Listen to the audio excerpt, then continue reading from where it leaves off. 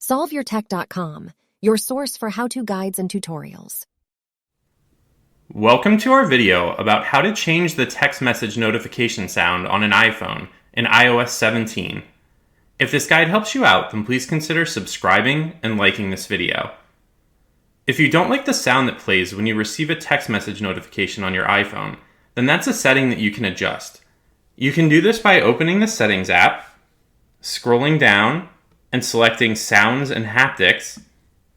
You can then choose the text tone option, and then you can scroll down and tap on one of the options here to switch the text notification sound to that option.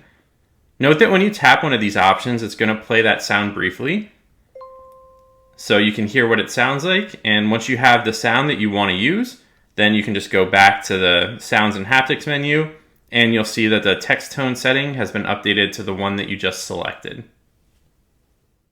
Make sure to like this video and subscribe to our channel to see more tech guides like this one. For additional information on this topic and to read the entire article, click the link in the description to visit solveyourtech.com.